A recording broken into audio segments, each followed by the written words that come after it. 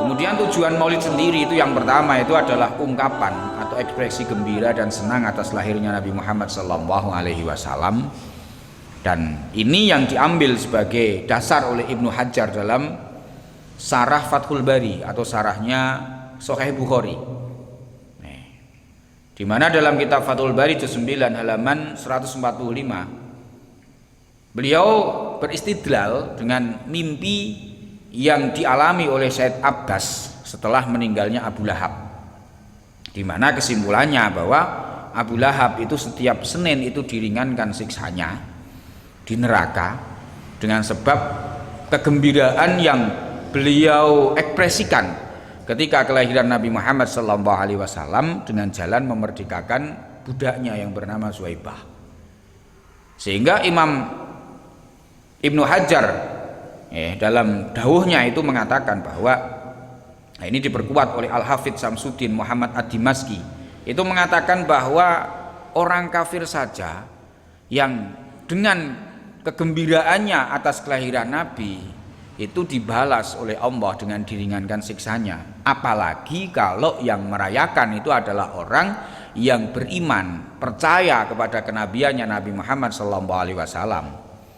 Secara otomatis balasannya itu lebih besar lagi dan lebih banyak lagi imbalan atau pahala yang diberikan Allah Subhanahu wa taala kepada orang-orang yang bergembira atas kelahiran Nabi dan juga mengekspresikan kegembiraan tersebut melalui perayaan-perayaan Maulid Nabi Muhammad SAW. Kemudian yang kedua itu adalah mengikuti jejak Rasul tadi. Jadi mengikuti jejak Rasul, di mana Rasul juga merayakan kelahirannya dengan jalan berpuasa, maka kita pun merayakan kelahirannya dengan berbagai macam cara. Kita sering merayakan kelahiran Nabi dengan jalan puasa Senin. Setiap minggu kita melaksanakan tiba maulid, pembacaan maulid dengan berbagai macam buku. Ada yang maulid tiba, ada yang simtu duror, ada yang al-barzanji, semuanya dengan satu tujuan untuk mengagungkan Nabi Muhammad SAW. Jadi kalau ada yang mengatakan ini termasuk menjawab pertanyaan, ada sebagian teman kita yang bertanya, loh kalau memang bergembira atas kelahiran Nabi kok hanya setahun sekali? Nah, itu pertanyaan yang salah. Kenapa? Karena pada kenyataannya kita ini tidak setiap setahun sekali.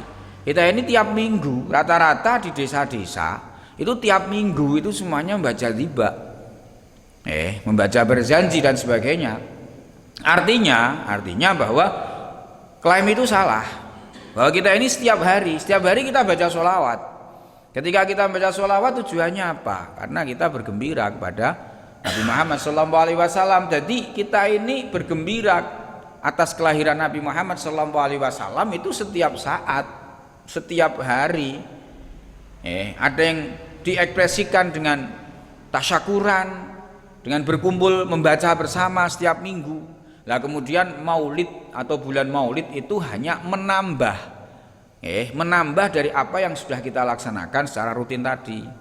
Kalau biasanya secara rutin per minggu itu hanya satu dusun dengan mengundang beberapa orang, maka ketika Maulid Nabi kita mengadakan perayaan yang lebih besar dengan mengundang dari dusun-dusun yang lainnya, seperti itu. Jadi tidak setiap tahun. Kalau mengatakan bahwa bergembira pada Nabi kok setahun sekali, salah. Kita setiap hari bergembira, kita setiap saat bergembira. Adapun di bulan Maulid itu hanya istilahnya itu menambah besarnya perayaan yang kita laksanakan ngoten mawon nggih. Terus kemudian yang ketiga adalah mengikuti perintah Allah Subhanahu wa taala. Dalam salah satu ayatnya Allah berfirman, katakanlah Muhammad, dengan karunia-Nya dan rahmat-Nya hendaklah dengan itu semua kamu bergembira. Surat Yunus ayat 58. Di situ dikatakan bahwa kita harus bergembira atas nikmat-nikmat yang diberikan Allah kepada kita.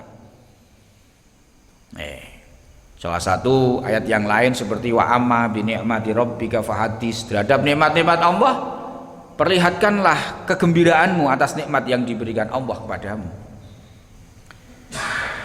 Ulama mengatakan bahwa nikmat terbesar yang diberikan Allah kepada kita itu adalah diutusnya Nabi Muhammad SAW.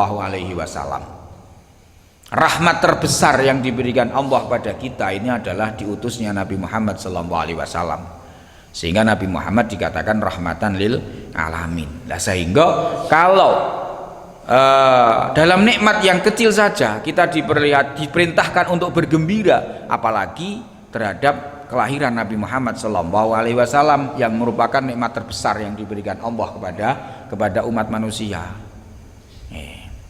Itu yang motivasi yang ketiga, yaitu mengikuti perintah Allah Subhanahu wa taala. Terus kemudian yang keempat adalah mendorong untuk mencintai Nabi dengan jalan membaca sholawat, dengan jalan membaca sejarah kenabian, dan juga mauidhah hasanah yang dilaksanakan pada peringatan Maulid Nabi Muhammad SAW. Sama dengan yang kita ungkapkan tadi, bahwa salah satu tujuan dari Raja Bil Mudhaffar Ibn Said dengan Salahuddin Al-Ayyubi mengadakan Maulid Nabi itu adalah untuk lebih mengenalkan Nabi Muhammad kepada kita, sehingga kita akan lebih mencintai Nabi Muhammad SAW. Dalam bahasa kita, tak kenal maka tak sayang. Nah, salah satu dengan cara mengenal Nabi itu adalah dengan membaca sejarah kenabian. Nah, sejarah kenabian ini dibacakan ketika, salah satunya adalah ketika terjadi peringatan Maulid Nabi Muhammad SAW. Terus yang selanjutnya adalah pembacaan tentang kisah-kisah Nabi, pembacaan tentang kisah-kisah kenabian ini juga dicontohkan dalam Al-Quran. Salah satu isi daripada Al-Quran itu adalah membacakan kisah-kisah umat yang terdahulu, supaya kita ambil sebagai teladan, kita ambil sebagai pelajaran untuk menata kehidupan kita. Jadi kalau ada yang mempermasalahkan tentang pembacaan Maulid sendiri, yaitu sama artinya dengan mempermasalahkan kisah-kisah kenabian yang ada di dalam ayat Al-Quran. Karena Al-Quran itu salah satu isinya itu adalah kisah-kisah umat-umat terdahulu. Nah, itulah sebagian dari tujuan-tujuan kita melaksanakan Maulid Nabi Muhammad SAW. Nah, kemudian selanjutnya adalah bagaimana sebenarnya hukum melaksanakan Maulid.